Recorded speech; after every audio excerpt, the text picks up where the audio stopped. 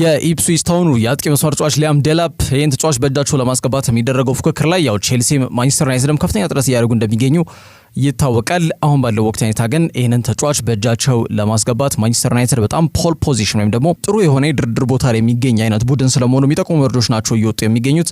22 ዓመት ላይ ይገኛል። እንግዲህ የአጥቂ መስመር ተጫዋች ሊያም ዴላፕ የቀድሞው የስቶክ ሲቲ በጣም በጁሮራ ይታወቃል። የሮሪ ዴላፕ የሱ ልጅ ነው። በፕሪሚየር ሊጉ እስካሁን ባደረጋቸው 36 ጨዋታዎች 10 ጎል አስቆጥሯል። ወደ 2 ኳስ አመቻችቶ ያቀበለ ተጫዋች ነው። ዩናይትድ ያው የአጥቂ መስመር ጉዳያቸው በትልቁ ይታወቃል።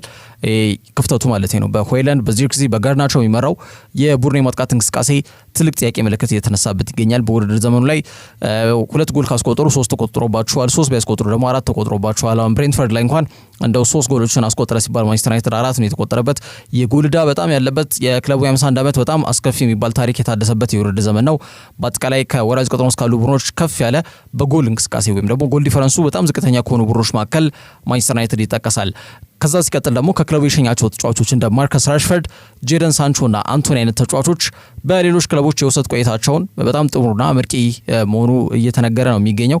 ያ ብቻም አይደለም እየታየ የሚገኛል። የአንቶኒ በጣም አመርቂ ነው ከሁሉም ለየት ባለመልኩ። ራሽፈርድም ኢምፓክቱ ለየት ያለ ነው ቪላ ቤት። ከዛ ውጭ ጄደን ሳንቾ ኦን ኤንድ ኦፍ ቢሆንም በተሰጠው ውስን በሚሰጠው ውስን የጨዋታ ጊዜና እንቅስቃሴ ግን ልዩነት ለመፍጠር ጥረት የሚያደርግ አይነት ተጫዋች ሆኖ እየታየ እና በሌሎች ክለቦች ያላቸው የውሰት ቆይታ መርቂ ሊባል የሚችል ነው።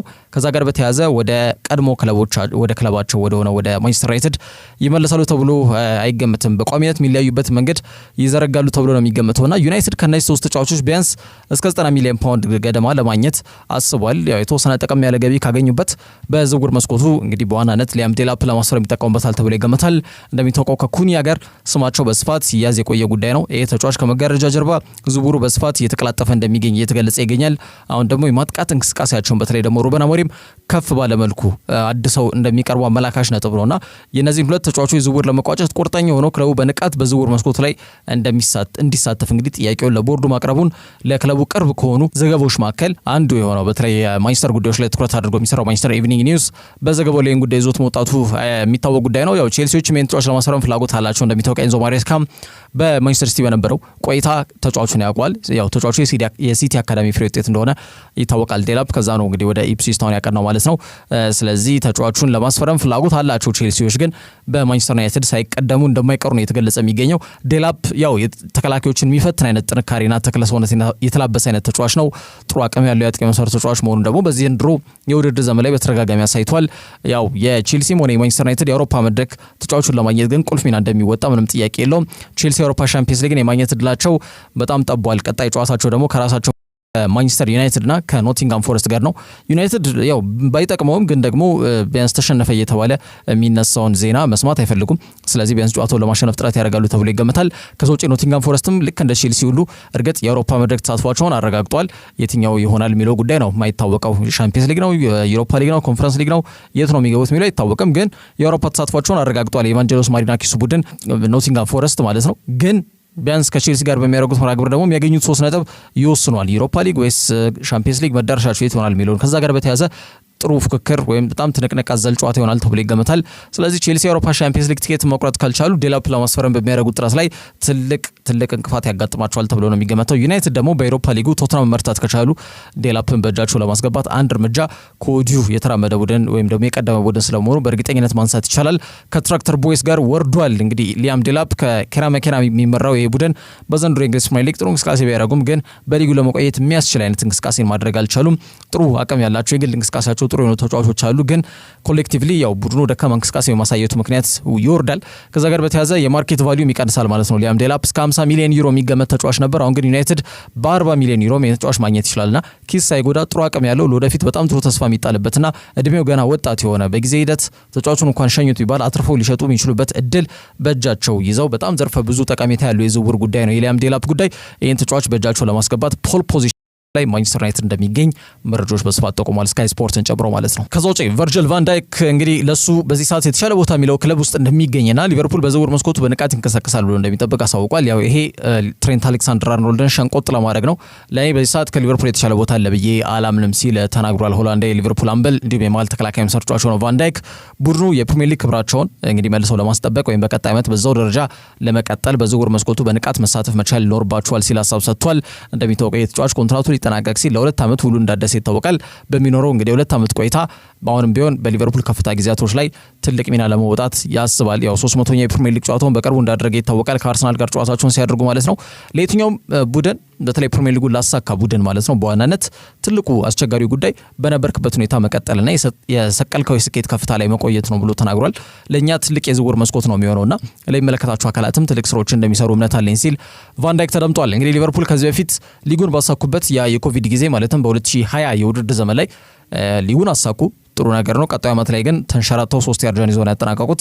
ለዚህ እንደ ምክንያት ከሚጠቀሱ ጉዳዮች መካከል አንደኛው ስብስቡ በጉዳት ምክንያት በጣም ተፈትኖ ስለነበር ነው። ራሱ ቫን ዳይክም ከኤቨርተን ግብ ጠባቂ ጆርዳን ፒክፈርድ ጋር በጣም ግጭት ውስጥ ገብቶ ከፍተኛ የጉልበት ጉዳት አጋጥሞት እንደነበር የሚታወቅ ጉዳይ ነው። ከውድድር ዘመኑም ውጪ እንዳደረገው የሚታወስ ጉዳይ ነውና ምን ያክል ለተከታታይ 2 ዓመት ፕሪሚየር ሊጉ ማሳካት በጣም አስቸጋሪ ጉዳይ መሆኑን አመላካሽ ነጥብ ነውና በዛ ደረጃ ሊቨርፑል እንዲገኝ በዝውውር መስኮት በጣም በንቃት መሳተፍ መቻል አለበት ሲል ነው ቫን ዳይክ ሀሳቡን የሰጠው።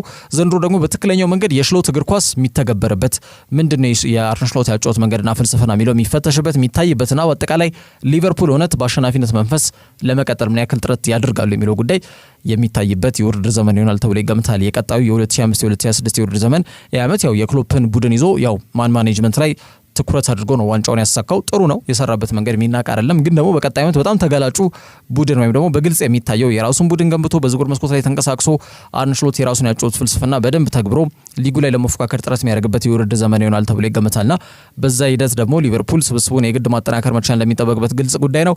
የሜርሳይዱ ክለብ በዝውውር መስኮቱ አንድ የግራ መስመር ተመላላሽ ተከላካይ ስፍራ ተጫዋች ማለትም የበርንማውዙ ሚሎሽ ኬርኬዝ እስከ 45 ሚሊዮን ፓውንድ ይገመታል ይህን ተጫዋች ለማስፈረም ከፍተኛ ከፍላጎት በዘለለ ከመጋረጃው ጀርባ በጣም በትልቁ ንግግር እያደረጉ ይገኛሉ። ይህን ተጫዋች የግላቸው ለማድረግ ምናልባትም የዝውውር መስኮት ተከፈተ ሲባል የመጀመሪያ ፈራሚያቸው ሊሆን ይችላል ተብሎ የተገለጸ ይገኛል። ከዛ ውጪ አንድ የቀይ መስመር ተመላላሽ የተከላካይ ስፍራ ተጫዋች ማለትም ትሬንት አሌክሳንደር አርኖልድ ቶትም የሄደውን ቦታ በጀርሚ ፍሪምፖንግ ለመተካት ከጫፍ ደርሰዋል። ሊቨርፑሎች ከዚህ ተጫዋች ጋር ቨርባል አግሪመንት በቃል ደረጃ ከስምምነት ላይ ስለመድረሳቸው የሚጠቁሙ መረጃዎች ናቸው እየወጡ የሚገኙት። ይሄ 24 ዓመቱ ሆላንዳዊ የደች አብዮት በአንፊልድ እየታየ ይገኛል። ያው ይሄ ሁሉም ቦታ ላይ ያለ ጉዳይ ነው። ወደ አርሰናልም ካቀናን አሁን ዙቢሜንዲ በቅርብ አሁን ሰሞኑን እንግዲህ ፊርማውን ያስቀመጠው ይሄ ስፔናዊ አማካኝ ጨምሮ እንደነ ሚኬል ሜሪኖ ከዛ ውጪ ራሱ አሰልጣኙ ሚኬል አርቴታም ስለሆነ ማለት ነው። ግብ ጠባቂው ዴቪድ ራያ ነው። እነዚህ ሁሉ ስፔናውያን ናቸው። አሁን ደግሞ ጋርሻንም ለማስፈረም ፍላጎት አላቸው። ይህም ግብ ጠባቂ ስፔናዊ ነውና በተለይ አሰልጣኞች በሚያሰለጥኑት ክለብ ውስጥ የራሳቸውን ቋንቋ ምናልባት ያጫወት ፍልስፍናቸውን ለማስረጽ ተጫዋቾች ላይ ይቀላል ብለው በሚያስቡት በመጀመሪያ አፋቸውን በፈቱበት ቋንቋ ሊግባቡ የሚችሉበትን ተጫዋች ያስፈርማሉ። እንደሚታወቀው በተደጋጋሚ አርነ ስሎትም እንግዲህ ሆላንዳዊ ናቸው።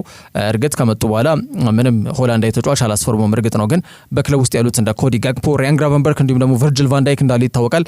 አንድ ደግሞ ጀርሚ ፍሪምፖንግ አራተኛው ሆላንዳዊ ተጫዋች ሊቨርፑል ቤት ውስጥ ሊገኝ የሚችልበት እድል በጣም የሰፋ ስለመሆኑ እየተገለጸ ይገኛል። የተጫዋች ቀደም እንዳልኩት ነው የዘር ግንዱ ከጋና ነው የሚመዘዘው። 24 ዓመት ላይ ነው የሚገኘው። አምና የባየር ሌቨርኩሰን በተለይ ደግሞ የቡንደስሊጋው እንዲሁም ደግሞ ዴፍፒ ፖካልን ሲያሳኩ ተጫዋቹ የነበረው ሚና በጣም ቀጥተኛ አስተዋጽኦ የነበረው ከፍተኛ ሚና የነበረው በተለይ ኮሪደሩን የቀይ መስመሩን በመምራት ሂደት ላይ እንዲሁም የቡድን የመከላከልና የማጥቃት ሚዛንን በመጠበቅ ሂደት ላይ ትልቅ አስተዋጽኦ ነበረው ፍሪምፖንግና ያንን ነገር እንደወረደ አንፊልድ ቤት እንዲያደርግ ይጠበቃልና የተጫዋች ምንም ጥያቄና መልስ በሌለው መልኩ አይናቸውን ሳያሹ ያስፈርሙታል ተብሎ ነው የሚገመተው። እንዲሁም አንድ የአጥቂ መስመር ተጫዋችና አንድ የአማካይ መስመር ተጫዋች በገበያው ላይ ተንቀሳቅሰው ሊቨርፑሎች ያስፈርማሉ ተብሎ ይገመታል ሲል አሁንም ለክለቡ ቅርብ የሆነው ደግሞ አካል ሊቨርፑል ኤኮ ይዞት የወጣው መረጃ በግልጽ ያመላክታል። ከዛ ውጪ የማንቸስተር ዩናይትድ አሰልጣኝ ሩበን አሞሪም እና የክለቡ አነስተኛ ድርሻ ባለቤት የሆነው ቢሊዮነሩ ሰር ጂም ራትክሊፍ ከወዲሁ ከፍተኛ ውጥረት ውስጥ ገብተዋል ተብሎ እየተገለጸ ይገኛል። እንግዲህ በፍጹም በዩናይትድ ሊወደዱ አልቻሉም እኚህ ባለሀብት። የክለቡ አነስተኛ ድርሻ ወይም 1/4 ወይም 28.1 ደረጃ እንደደረሰ ነው የተገለጸ የሚገኘው። በፊት 27.7 ነበር። አክሲዮናቸው ከፍ እያለ ነው የሚገኘው ወደ 28.1 በመቶ የማንቸስተር ዩናይትድ ክለብ ድርሻ ባለቤት ናቸው። ሰር ጂም ራትክሊፍ ፔትሮኬሚካልስ ቢሊዮነር ናቸው። በጣም በክለቡ የሚወስኑት ውሳኔ የሚያንጸባርቁት ጉዳዮች ውሳኔያቸው አወዛጋቢ መሆኑን እንደቀጠለ ይገኛል።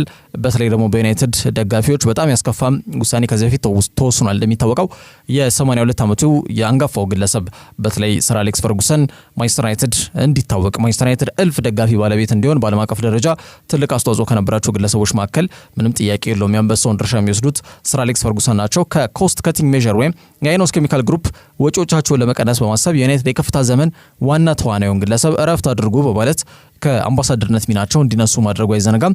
ያው የነሱን ዓመታዊ 2 ሚሊዮን ፓውንድ ላለመክፈል ማለት ነው። ጉዳዩ በጣም እስካሁን ድረስ መነጋገሪያ ነው። ከዛ በመቀጠል በዩናይትድ ቤት በጣም ገና ድሮ በ1962 በሰር ማት በዝቢ ጊዜ የነበረ የክለብ ትራዲሽን ነበር።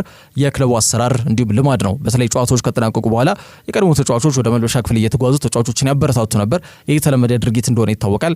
ከሰር አሌክስ ፈርጉሰን ውስጥ ከነበሩ የክለቡ አንጋፋ ተጫዋቾች መካከል ሰር ቦቢ ቻርልተንን ጨምሮ ማውሪስ ዋትኪንስ ይህን ነገር በማድረግ ተጫዋቾችን ያበረታቱ እንደነበር አይዘነጋም። አሁን ግን የልማድ ልባት አግኝቷል።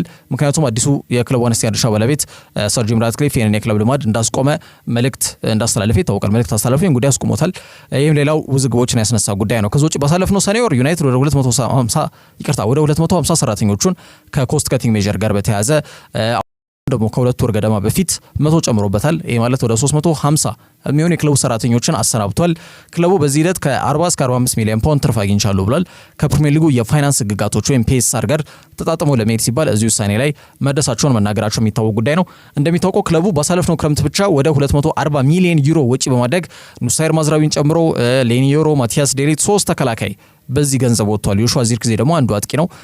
እንግዲህ ጥቅማቸው በግልጽ ታይቷል ወይ 240 ሚሊዮን ዩሮ ወጪ መደረግ ነበረባቸው ወይ ለእነዚህ ተጫዋቾች የሚለው በግራም በቀኝ ማከራከሪያ ሀሳብ ነው። ከዩናይትድ የዝውውር ፖሊሲ ጋር በተያያዘ ደካማ ዝውውር በሚል ይተቻል። አሁን ደግሞ ዩሮፓ ሊግን ማሳካት ለጥያቄ የሚቀርብ ጉዳይ አይደለም። አይሳካም ብዬ ራሱ ማሰብ አልፈልግም። ዩናይትድ ዋንጫውን ላያሳካ ይችላል የሚለው ጉዳይ ማሰብ ራሱ ይከብደኛል ብለው ተናግረዋልና ያ ጉዳይ ደግሞ ቡድኑን ጫና ውስጥ የከተተ ጉዳይ መሆኑን ተከትሎ ከአሰልጣኝ ሩበን አሞሪም ጋር ውጥረት ውስጥ መግባታቸው የተገለጸ ይገኛል። ዩናይትድ ጨዋታውን ከማድረጉ በፊት እንደዚህ አይነት ሀሳቦች መሰጣት የለበትም፣ በስነ ልቦና ረገድ ተጫዋቾች ላይ የሚፈጥረው አሉታዊ ተጽዕኖ ያመዝናልና በሚል ነውና ሩበን አሞሪም ለምን ተጫዋቾችን ያስረብሽብኛል በሚል ይመስላል እንግዲህ ከፍተኛ ውጥረት ውስጥ እንግዲህ ከአሰልጣኙ ጋር ገብቷል ተብሎ የተገለጸ ይገኛል። ቡድኑ ዋንጫ እንዲያሳካ አጥብቀው የሚፈልጉ ሰው ከመሆናቸው ጋር በተያያዘ ብቻም ሳይሆን እንደ ቢዝነስማን ክለቡ የሚያገኘው ዳጎስ ያለ ገንዘብ ሽልማት አለ። ያው ዩሮፓ ሊግን አሳክተው ወደ ሻምፒዮንስ ሊግ የሚቀላቀሉ ከሆነና ያንን ከግምት ውስጥ በከተታ መልኩ ነው ሀሳባቸውን የሰነዘሩት ሰር ጂም ራትክሊፍ።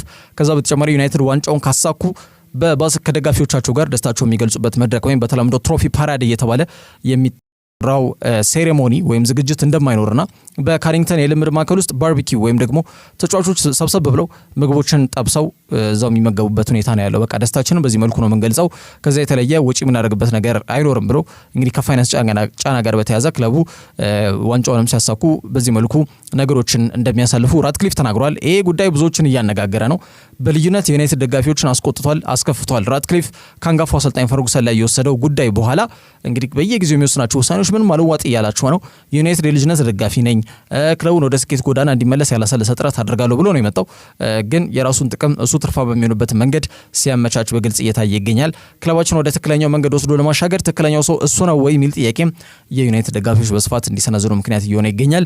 ይህ በእንዲህ እንዳለ ግን ምናልባትም ደግሞ በጣም በጥቂት ጊዜያቶች ላይ ከፍተኛ የተቃውሞ ድምጽም በስቴዲየም ሊገጥማቸው እንደሚችል ነው ሰር ጂም ራትክሊፍ በግልጽ እየተነገረው የሚገኘው። ከሩበን አሞሪም ጋር በተያያዘ ደግሞ ከፍተኛ ውጥረት ውስጥ በተለይ ቀደም ባነሳሁት ርዕሰ ጉዳይ ማለት ነው መግባታቸው የሚጠቁሙ መረጃዎች ናቸው እየወጡ የሚገኙት። ከዛ ውጪ አርሰናል ራፋኤል ሊያውን ለማስፈረም እንቅስቃሴዎችን ጀምሯል ተብሏል። እንግዲህ የትኛውም ክለብ ቢያገኘው የሚመኘው አይነት ብቃትና ክህሎት ባለቤት ነው። እንግዲህ ራፋኤል ሊያው ወይ ደግሞ ክህሎት ያለው ተጫዋች ነው። በኤሲ ሚላን 200ኛ ጨዋታውን ካከናወነ በኋላ በዚህ ማሊያ ተጨማሪ 200 ጨዋታዎችን እጫወታለሁ ብዬ ገምታለሁ ቢልም በዚህ ዓመት ግን ተጫዋቹ በጣም ከአቅም በታች የተጫወተ ነው በሚል በአቋሙ መዋዠቅ ደስተኛ ያልሆኑ የሚላን ደጋፊዎች እንዳሉ ነው መረጃዎች በስፋት እየጠቆሙ የሚገኙት። ክለቡ ላይ ውለታ አለብኝ ብሎ ነው የሚያምነው ራፋኤል ሊያው። ሁሉን ያደሰበት መንገድ ለዚህ ማሳያ ነው። በሊል ማንም ዞር ብሎ ባላየኝ ሰዓት ላይ የደረሰልኝ ክለብ ነው ሚላን። ለዚህ ክለብ በጣም ግሬትፉል ነኝ ወይም በጣም ውለታ አለብኝ ብዬ ነው ማምነው ብሎ ከዚህ በፊት ተናግሮ እንደነበር አይዘነጋም ራፋኤል ሊያውና ሮሳኔሪዎቹ ግን ያው አሁን ስብስባቸውን በጣም ለማጠናከር ፍላጎት አላቸው ተብሎ የተገለጸ ይገኛል። ከከተማ ተቀናቃኛቸው እንዲሁም ደግሞ አንድ ስቴዲየም በጋራ የሚጠቀሙት ሮሳኔሪዎቹ ያው ራሳቸው ኢንተር ሚላን ናቸው እርግጥ ነው። ከናራዙሪዎቹ ከኢንተር ሚላን ጋር ያላቸውን የስብስብ ጥራት ልዩነት እንግዲህ ለማጥበብ ሲሉ ለራፋኤል ሊያው ሊቀርብ የሚችለውን ገንዘብ ከግምት ውስጥ ሊከቱ ይችላሉ ተብሎ የተገለጸ ይገኛል። ያ ደግሞ የተጫዋቹ የዝውውር መረጃዎች ላይ ትኩረት አድርጎ የሚሰራው ታማኙ ጣሊያናዊ ጋዜጠኛ ፋብሪዚዮ ሮማኖ ማረጋገጫ የሰጠበት ጉዳይ ነው። እንደሚታወቀው ናራዙሪዎቹ ወይም ደግሞ ኢንተር ሚላን በዚህ 3 ዓመት ጊዜ ውስጥ 2 ጊዜ ሻምፒየንስ ሊግ የፍጻሜ ጨዋታ ላይ በቅቷል። እርግጥ የሲሞኔ ኢንዛጊ በጣም ማስተር ክላስ የሆነ በጣም አስደናቂ በጣም ልዩነት ፈጣሪ የሚባል አይነት ታክቲካል ጂኒየስ ሊባል የሚችል አይነት አሰልጣኝ ባለቤት ስለሆኑ ነው። ይሄ አንደኛው ጉዳይ ነው። ግን ደግሞ የስብስቡ ጥልቀትም ጥራትም ሌላው ሁለተኛው ጉዳይ ስለመሆኑ ማንሳት ይችላልና ኤሲ ሚላንም ያው መንፈሳዊ ቅናት ተሰምቷቸዋል ተብሎ ስብስባቸውን በዛ ደረጃ ዝግጁ ያደርጋሉ። ሲቀጥል ደግሞ አሰልጣኝ የሚያሰናብተው ሌላ አንድ ቁልፍ አሰልጣኝ ያስፈርማሉ ወይም ደግሞ ይሾማሉ ተብሎ ነው የሚገመተው። እንደ ማሲሚሊያኖ አሌግሪ አይነት አሰልጣኞች ስማቸው እየተያዘ ይገኛል ከኤሲ ሚላን ጋር ማለት ነውና ዋናው ሀሳቡ ምንድነው? ልክ እንደ ኢንተር ሚላን ሁሉ ስብስባቸውንም መንገዳቸውንም በዛ አቅጣጫ ለማድረግ ፍላጎት አላቸው ተብሏልና በዛ መንገድ እንግዲህ ኦፍሎድ የሚያደርጉት ተጫዋች መካከል አንዱ ራፋኤል ሊያው ሊሆን ይችላል ተብሎ የተገለጸ ይገኛል። መድፈኞቹ ተጫዋቹ ላይ ፍላጎት እንዳላቸው አልደበቁም። ከዚህ በፊትም ስማቸው ከዚህ ተጫዋች ጋር ሲያዝ የቆየ ጉዳይ ነው። ግን ዝውውሩን መቋጨት ሳይችሉ ነው የቀሩት። ከዛ በተጨማሪ በዘንድሮ የአውሮፓ ሻምፒየንስ ሊግ የፍጻሜ የውድድር ምዕራፍ መድፈኞቹ እስከ ግማሽ ፍጻሜ መጓዛቸውን ተከትሎ ከዩኤፋ ወደ 118 ሚሊዮን ፓውንድ ገንዘብ ከአውሮፓ እግር ኳስ አወዳዳሪ አካል ማግኘታቸውን አረጋግጧል። ያንን ገንዘብ በቀጥታ እንግዲህ ጥራቱን የጠበቀና ልዩነት ሊፈጥር የሚችል ጥሩ ተጫዋች ለማስፈረም ጥረት ያደርጉበታል ተብሎ ይገመታል። እንደ ዴቪድ ኦርነስቲን አይነት ጋዜጠኞች ደግሞ ዘ አትሌቲክ፣ ከዛ ውጪ ዳርመሽ የተባለው ጋዜጠኛ እንግዲህ ስካይ ስፖርት፣ ከዛ ውጪ ኮቬስ ሆል እንዲሁም ደግሞ እንደ ፋብሪዚዮ ሮማኖ አይነት በጣም ዝውውር ጉዳዮች ላይ ትኩረት አድርገው የሚሰሩ ጋዜጠኞች ናቸው። አርሰናል አንድ የክንፍ አጥቂ ተጫዋችና አንድ አጥቂ እንደሚያስፈርም ማረጋገጫ ለዚህም ደግሞ ከ100 ሚሊዮን ዩሮ በላይ ወጪ እንደሚያደርጉ በተለይ ማረጋገጣቸው ወይም ደግሞ ይፋ ወይም ይህን ጉዳይ አረጋግጠናል ብሎ መዘገባቸው የሚታወቅ ጉዳይ ነውና ፖርቹጋላዊ ክንፍ አጥቂ ተጫዋች በሚላን እስከ 2028 የሚያቆይ ውል አለው። ያው ዘንድሮ በሁሉም ጨዋታዎች 33 ጊዜ ለሚላን ተሰልፎ ተጫውቷል። ራፋኤል ሊያው 8 ጎል አስቆጥሯል። 10 ኳስ አመቻችቶ ማቀበል ችሏል። ሴሪያው ሊጠናቀቅ 2 ጨዋታዎች ብቻ ነው የሚቀሩት። እንግዲህ ሮሳኔሪዎቹ 8ኛ ደረጃ ላይ ተቀምጠው ይገኛሉ። ከአውሮፓ መድረክ ተሳትፏቸው ትልቅ አጣብቂኝ ውስጥ የወደቀበት ሁኔታ አለ። ከጁቬንቱስ በ4 ነጥብ ርቀው ነው 8ኛ ደረጃ ላይ ተቀምጠው የሚገኙት። ከዛ አንጻር ክለቡም ገቢ ለማግኘት ሲል ያው ለተጫዋቹ የሚቀርቡ የዝውውር ጥያቄዎችን ለመስማት ዝግጁ ሊሆን እንደሚችል ይገመታል። እንግዲህ ዴቪድ ኦርነስቲን ስለ ጉዳዩ ማብራሪያ ሲሰጥ አርሰናል አንድ ክንፍ አጥቂ ተጫዋች አንድ አጥቂ ተጫዋች እንደሚያስፈርሙ ግልጽ ጉዳይ ነው። አንቶኒ ጎርደን፣ ሴሜኒዮ፣ ኒኮስ ዊሊያምስ በእጩነትን ይዘዋቸዋል በተለይ በክንፍ አጥቂ መስመር ቦታ ላይ። አሁን ደግሞ ስማቸው ከራፋኤል ሊያው ጋር እየተያዘ ይገኛል። እንደሚታወቀው ራሂም ስተርሊንግ የውድድር ዘመኑ ሲጠናቀቅ ዳግም ወደ ቼልሲ ያቀና ነው የሚሆነው። በውድድር ዘመኑ ከሻምፒየንስ ሊጉም ከፕሪሚየር ሊጉም ዳጎስ ያለ ገቢ የሚያገኝ ይሆናል መድፈኛው ማለት ነው። ስለዚህ ስብስባቸውን በዛ ደረጃ ያጠናክራሉ ተብሎ ይገመታል። የቡሩና ዲስ ቴክኒካል ዳይሬክተር አንድሪያ ቤርታ ለአሰልጣኝ ሚኬል አርቴታ በአጠቃላይ ለክለቡ ባለቤቶች ለኩሬንኬ ቤተሰቦች ትልቅ እንቅስቃሴ የሚያደርጉበት የክረምት የዝውውር መስኮት እንደሚሆን ይገመታል ሲል ሀሳቡን አጋርቷል ማለት ነው። እንደ ካልቾ መርካቶ ዘገባ ከሆነ ደግሞ አንድሪያ ቤርታም ጣሊያን ውስጥ ጥሩ ግንኙነቶች አሉት ራሱም ጣሊያናዊ ከመሆኑ ጋር በተያያዘ ማለት ነውና ቀደም ተብሎ ከተጠቀሱት እነዚህ የክንፍ አጥቂ ተጫዋቾች ኒኮ ዊሊያምስ፣ አንቶኒ ጎርደን፣ ሴሜኒዮ ከተባሉ ተጫዋቾች ይልቅ ራፋኤል ሊያውን ጉዳይ ቅድሚያ እንደሰጠው ነው መረጃዎች የጠቆሙ የሚገኙት። ተጫዋቹ ወደ 147 ሚሊዮን ፓውንድ የሚያወጣ የውል ማፍረሻ እንዳለው ግን መዘንጋት መቻል የለበትም። ከ2 ዓመት በፊት ውሉን ሲያድስ ሪሊዝ ክሎዝ የውል ማፍረሻ ኮንትራት ውስጥ ተካቷል። 1v1 ወይም አንድ ላይ ለተከላካይ መስመር ተጫዋቾች በጣም ፈተና መሆን የሚችል የዘውትር ስራው የሆነው ራፋኤል ሊያው የሚቀርብለት ገንዘብ የተጫዋቹን ቆይታ ይወስኗል ተብሏል። በክረምት መጣብ ከሚጠበቁ የተጫዋቾች የዝውውር ሁደቶች መካከል አንዱ የራፋኤል ሊያው ጉዳይ ነው። አርሰናል ደግሞ ከፍተኛ ፍላጎት የተጫዋች ላይ እንዳላቸው የተገለጸ ይገኛል። ከዛ ውጭ ዲን ሃውሰን ለማስፈረም የሚደረገው ፍክክር ከሚባለው በላይ መጋሉን የሚጠቁሙ መረጃዎች እየወጡ ነው። በበርንማውዝ ቤት እጅግ በጣም አስደናቂ የግል አቅሙን እያሳየ ይገኛል። በዚህ የውድድር ዘመን እንግዲህ ዲን ሃውሰን 3ቱ የፕሪሚየር ሊግ ክለቦች ማለትም ሊቨርፑል፣ ቼልሲ እና አርሰናል ተጫዋቹን በጥብቅ ይፈልጉታል። እንደሚታወቀው ግን ስፔን የተከላካይ መስመር ተጫዋች እንግዲህ ወደ ሀገሩ ሊግ ወደ ላሊጋ ሊያቀና የሚችልበት እድል እንዳለ እየተገለጸ ይገኛል። እንግዲህ በዚህ የውድድር ዘመን ላይ 3 ጎሎችን አስቆጥሯል። ከነዛ መካከል 2ቱ ማንቸስተር ዩናይትድ እና አርሰናል ላይ ነው ጎል ያስቆጠረው። ተጫዋቹ በመከላከል ብቻም ሳይሆን በማጥቃት እንቅስቃሴ ላይ ከቆመ ኳስ በጣም አደገኛ አቅም ያለው ወይም ልዩነቶችን የመፍጠር አቅም ያለው ተጫዋች መሆኑን አመላካሽ ጉዳይ ነው። የወቅቱ መነጋገሪያ የተከላካይ መስመር ተጫዋች ነው ዲን ሃውሰን። የዝውውር መስኮቱም መነጋገሪያ መሆኑ እንደማይቀር ይገመታል። ምክንያቱም መዳረሻው የት ይሆናል ተብሎ ከሚጠበቁት ተጫዋቾች ተርታ ስለሚሰልፍ ማለት ነው። ቀደም ብዬ እንዳልኩት 19 ዓመቱ ላይ ነው የሚገኘው። አምና ከጁቬንቱስ በርንማውዝን ከተቀላቀለ በኋላ በጣም ልዩነት ፈጣሪ የሆኑ እንቅስቃሴዎችን እያሳየ ይገኛል። በዚህ ውድድር ዘመን በአጠቃላይ ወደ 28 ጨዋታዎች ላይ ተሰልፎ ተጫውቷል። እንግዲህ ቡድኑ 6 ጊዜ መረቡን አስደፍሮ እንዲወጣ በማድረግ ሂደት ላይ ትልቅ አስተዋጽኦ አበርክቷል። ከነዛ መካከል ደግሞ ቀደም ብዬ እንዳነሳው 3 ጎሎችን አስቆጥሯልና ወደ 60 ሚሊዮን ዩሮ የውል ማፍረሻ ያለው ይህን ተጫዋች ለማስፈረም በርካታ ክለቦች ፍላጎት አላቸው። ቀደም ብዬ እንዳልኩት ወኪሎቹም ቢዚ ነው። የተጫዋቹ ወኪል ከተለያዩ ክለቦች ጋር እየተነጋገረ ይገኛል። አሁን ደግሞ ሪያል ማድሪድ ተጫዋቹን ፈልጎ ብቅ ብሏል ተብሏል። ማድሪድ የፈለገው ተጫዋች ደግሞ ያው ወደ ማድሪድ ማቅናት እድሉ ከፍተኛ እንደሚሆን ይገመታል። ማድሪድ ውስጥ ያለው የተከላካይ መስመር ቀውስ ማለትም የተጫዋቾች እድሜ መግፋት፣ የአቋም መዋዠቅ፣ ለጉዳት በጣም ተጋላጭ መሆንና ተያያዥ ጉዳዮች ማድሪድ የተከላካይ መስመራቸው ላይ መፍትሄ ማበጀት እንደሚኖርባቸው እጅጉን ያሳሰባቸው አይነት ጉዳይ ሆኖ አልፏል። የውድድር ዘመናቸው የሚያመላክተው ያን ነው። ከባርሴሎና ጋር እንኳን ባደረጉት 4 ጨዋታ 16 ጎል የተቆጠረበት የተከላካይ መስመሩ በጣም ያፈሳል ከሚባለው በላይ ይሄን ነገር መጠገን በጣም የቤት ስራቸው መሆን መቻል እንዳለበት አምኖበታል ዣቪ አሎንሶ። እንግዲህ በቀጣይ የክለቦች ዓለም ዋንጫ የፊታችን ሰኔ ወር ይጀምራል። ይሄ ውድድር መድረክ ከመጀመሩ በፊት አንድ የተከላካይ መስመር ተጫዋች ማድሪድ እንዲያስፈርሙለት ገና ከወዲሁ ጥያቄ አቅርቧል ተብሏል ዣቪ አሎንሶ ማለት ነው። በዚህ ሂደት ደግሞ ዲን ሃውሰን ትኩረታቸው ያረፈበት ተጫዋች ነው። ሃውሰን፣ ሳሊባ፣ ኮናቴ እጩዎች ናቸው። ሳሊባ ያው የረጅም ጊዜ እቅዳቸው ነው። ሲቀጥል አርሰናል ውሉን ለማደስ እየተንቀሳቀሱ ይገኛሉ። ስለዚህ ፈረንሳዩን ተከላካይ በዚህ ክረምት ማስኮብለል በጣም ከባድ የማይታሰብ ጉዳይ ነው። ከዛ ውጪ ኢብራሂማ ኮናቴ ያው ውሉ በቀጣይ ዓመት ይጠናቀቃል። ስለዚህ ልክ እንደ ትሬንት አሌክሳንደር አርኖልድ፣ ልክ እንደ ምባፔ፣ ልክ እንደ ሩዲገር፣ ልክ እንደ ዴቪድ አላባ ሁሉ ማድሪድ ይታወቃል በዚህ ጉዳይ እንግዲህ አንድ ዓመት የሚቀራቸውን ተጫዋቾች እያሳመነ ኮንትራታቸውን እንዳያድሱ በማድረግ በነፃ ያገኛቸዋልና ይህንንም ተጫዋች ኮናቴን በነፃ ለማግኘት ጥረት ያደርጋሉ ተብሎ ይገመታል።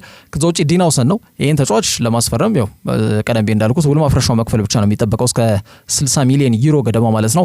ይሄን ገንዘብ ከከፈሉ ተጫዋቹ መዳረሻው ሳንቲያጎ ቤርናቦ ሊሆን እንደሚችል በስፋት እየተገለጸ ይገኛል። ተጫዋቹ ግን በተረጋገጠ ደረጃ በርንማውዝ ቤት እንደማይቆይ የሚታወቅ ጉዳይ ነው። ከዛ ውጪ ማንቸስተር ሲቲዎች ቲጃኒ ሬንደርስን ለማስፈረም ከፍተኛ ንግግሮችን እያደረጉ እንደሚገኙ ለማወቅ ተችሏል።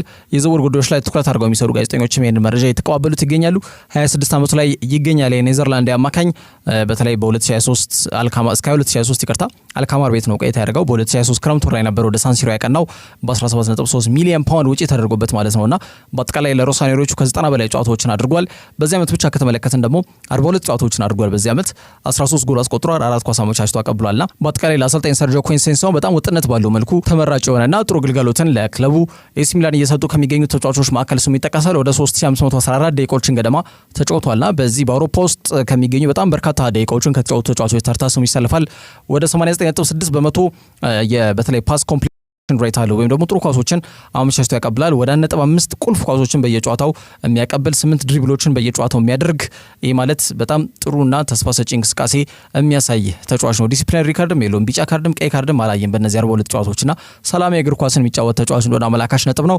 6 8 10 ቁጥር የትኛውም ቦታ ላይ ከተሰለፈ የአሰልጣኝ መመሪያ እየተከተለ መጫወት የሚችል አቅምና ክህሎትን ያዳበረ ተጫዋች መሆኑ ደግሞ ይበልጥ በአሰልጣኝ ፔፕ ጋርዲዮላ እንዲፈለግ ያደረገው ጉዳይ ነው።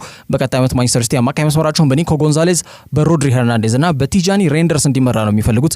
ዲብሮይነ ክለቡ ሊለቅ ከጫፍ የደረሰ ጉዳይ ነው፣ የተረጋገጠ ጉዳይ ነው። በርናርዶ ሲልቫ ወደ ቀድሞ ክለቡ ቤኔፊካ ይመለሳል ተብሎ ነው የተገለጸ የሚገኘው። የአማካይ መስመራቸውን ማደስ በጣም ፍላጎት አላቸው። ጉንዶጋን እድሜው፣ አቋም፣ ዋዠቁ ሁሉ ነገር ከጉንዶጋን ጋር በተያዘ በቀጣይ ዓመት ተመራጭ ሊባል የሚችል አይነት የአማካይ መስመር ተጫዋች አይሆንም። ስለዚህ ቲጃኒ ሬንደርስን የማስፈረም ፍላጎት አላቸው ተብሎ የተገለጸ ይገኛል።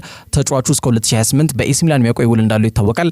ምናልባት ሚላኖች ተጫዋቹን ለመልቀቅ ፍላጎት ላይ ያሳዩ ይችላሉ ግን ተጫዋቹ ምናልባት ዝውውሩ ለማከናወን ፈቃደኛ የሚሆን ከሆነ ከፍተኛ ገንዘብ ለዚህ ተጫዋች እንደሚጠይቁ ነው መረጃዎች በስፋት እየጠቆሙ የሚገኙት። ከዛ ውጪ ክርስቲያኖ ጁኒየር ለፖርቹጋል የመጀመሪያ ጨዋታውን አድርጓል። እንግዲህ ፖርቹጋል ላይ ኮከብ ክርስቲያኖ ሮናልዶ ልጅ የሆነው ክርስቲያኖ ጁኒየር እንግዲህ ለፖርቹጋል ከ15 ዓመት በታች ብሔራዊ ቡድን የመጀመሪያ ጨዋታውን እንግዲህ በትላንትናው ዕለት አድርጓል። ክርስቲያኖ ጁኒየር እንግዲህ ፖርቹጋል ከ15 ዓመት በታች ብሔራዊ ቡድን ከጃፓናቸው ጋር ባደረገው ጨዋታ እንግዲህ አባቱ የሚታወቅበትን 7 ቁጥር ማሊያ በመልበስ እንግዲህ 53ኛው ደቂቃ ላይ ተቀይሮ የገባበት አጋጣሚ እንዳለ ማንሳት ይቻላል። እንግዲህ ትውልድ ብቅ እያሉ ነው።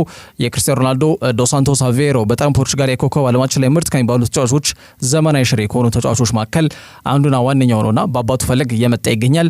የክርስቲያኖ ሮናልዶ እናት እንግዲህ ማሪያ ዶሎሬስ ዶስ ሳንቶስ በሜዳው ተገኝተው ልክ እንደ ልጃቸው እንደሚያደርጉት ሁሉ ክርስቲያኖ ሮናልዶም የእግር ኳስ ሕይወቱን ሲጀምር ሜዳ ላይ ተገኝታ ልጇን ስታበረታታ ነበር። አሁን ደግሞ የልጅ ልጇንም እንግዲህ ድጋፍ ለማሳየት እዛው ሜዳ ድረስ ከልጅ ልጇ ጋር ታይታለች ማለት ነው። በጨዋታው ፖርቹጋል ከ15 ዓመት በታች ብሔራዊ ቡድን ጃፓን 4-1 በሆነ ውጤት ያሸነፈ ሲሆን ክርስቲያኖ ጁኒየር ግን ያው በዚህ ጨዋታ ላይ ጎል ማስቆጠር አልቻለም። በጣም ጥሩ አቅም እንዳለው የተነገረ የሚገኘው በአባቱን ፈለግ የመከተል አቅም እንዳለው በስፋት ይነገርለታል። ክርስቲያኖ ጁኒየር ቀጣዩ ትውልድ አሁን እየመጣ እንደሚገኝ አመላካሽ ነጥብ ነው። በመጨረሻም እንግዲህ ዛሬ የኮፓ ኢታሊያ ፍጻሜ ጨዋታ ይደረጋል። ከዚህ ጨዋታ ጋር በተያያዘ አንዳንድ ነጥቦችን ማንሳት ይኖርብናል። ከ103 ዓመት በፊት ነው የተመሰረተው እንደ አውሮፓውያን አቆጣጠር በ1922 ማለት ነው። የኮፓ ኢታሊያ ጨዋታ ዘንድሮም 44 ቡድኖች ተፎካክረውበታል። ዛሬ ደግሞ በቦሎኛና በኤሲ ሚላን መካከል እንግዲህ ፍጻሜውን የሚያገኝ ይሆናል። እንግዲህ እነዚህ ሁለት ቡድኖች ለፍጻሜው ተፋጠዋል። ምሽት 4 ሰዓት ስታዲዮ ኦሎምፒኮ ይህንን ጨዋታ የሚያስተናግድ ይሆናል። እንግዲህ ኤሲ ሚላን ከ22 ዓመታት በኋላ የኮፓ ኢታሊያ ዋንጫ ክብር ለመጎናጸፍና ትልቅ ታሪክ ለመጻፍ የሚያደርጉት ፉክክርና ትንቅንቅ ይጠበቃል። ሮሳኔሪዎቹ እንግዲህ 5 ጊዜ ይህንን ዋንጫ ከፍ አድርገው አሳግተውታል። ለፍጻሜ ውድድር የደረሱት ግን ከ7 ዓመታት በኋላ ለመጀመሪያ ጊዜ ነው። ለመጨረሻ ጊዜ ደግሞ ኮፓ ኢታሊያ ክብርን ያሳኩት ከ22 ዓመት በፊት በ2003 እንደነበር ይታወሳል። በ2016 በ2018 በፍጻሜው በቅተዋል ኮፓ ኢታሊያ ለማሳካት ግን በአሮጊቷ ጁቬንቱስ ተሸንፈው ዋንጫውን ያጡበት አጋጣሚ ነው ያለው። ቦሎኛም ዘንድሮ የዋዛ ቡድን አይደለም። በጣሊያን ሴሪያ እጅግ አስደናቂ ቃሲን እያደረገ የሚገኝ ቡድን ነው። 2 ጊዜ ኮፓ ኢታሊያ ማሳካት ይችላል። ለመጨረሻ ጊዜ ዋንጫውን ያሳኩት ግን ከ54 ዓመት በፊት እንደ አውሮፓውያን አቆጣጠር በ1954 ነውና እነሱም የረጅም ጊዜ የዋንጫ ጥያቄያቸውን ለመመለስ ከፍተኛ ጥረትና ፉክክር የሚያደርጉበት መርሃ ግብር ይሆናል ተብሎ ነው የሚገመተው። ይህንን ጨዋታ እንግዲህ ሮማና ላዚዮ እንግዲህ በጋራ የሚጠቀሙበት በጣሊያን ዋና ከተማ ሮም በሚገኘው ገለልተኛው ስቴዲየም ስታዲዮ ኦሎምፒኮ የሚያስተናግድ ይሆናል። ይህ ስቴዲየም በርካታ የኮፓ ኢታሊያ የዋንጫ ጨዋታዎችን ያስተናገደ ስቴዲየም ነው። ከ2008 አንስቶ ደግሞ ውጥነት ባለው መልኩ ኮፓ ኢታሊያ የፍጻሜ ጨዋታዎችን ሲያስተናግድ ቆይቷል። ሁለቱ ቡድኖች ከ5 ቀናቶች በፊት በሳንሲሮ ጁሴፔ ሜዛ ስቴዲየም በጣሊያን ሴሪያ ተገናኝተው ነበረ። ቦሎኛ እስከ 73ኛው ደቂቃ ላይ ድረስ እንግዲህ በኦርሶሊኒ ጎል እየመሩ ነበረ። ከዛ በኋላ እንግዲህ ሚላን 3 ጎሎችን አስቆጥረው 3-1 በሆነ ውጤት ማሸነፍ መቻላቸው አይዘነጋም። የዛሬው የፍጻሜ ጨዋታም ትልቅ ፉክክር ሊደረግበት እንደሚችል ጠቋሚ መርሃ ግብር ነው። ሮዘብሎቹ ቦሎኞች ከሮሳኔሪዎቹ ኤሲ ሚላኖች ጋር የሚያደርጉት አጓጊ ፍጥጫ በማን አሸናፊነት ይጠናቀቃል የሚለው ጉዳይ ይጠበቃል። ሚላን የ22 ዓመት ጥያቄያቸውን ይመልሳሉ ወይስ ደግሞ ቦሎኞች የ54 ዓመት ጥያቄያቸውን መልስ ይሰጡበታል የሚለው ዛሬ ምሽት ስታዲዮ ኦሎምፒኮ ምሽት 4 ሰዓት ላይ ምላሽ የሚሰጥበት ጉዳይ ነው ማለት ነው። ለዛሬ ዝላችሁ ስፖርት መረጃዎች እነዚህ ይመስላሉ። በያላችሁበት ጥሩ ጊዜ ነው።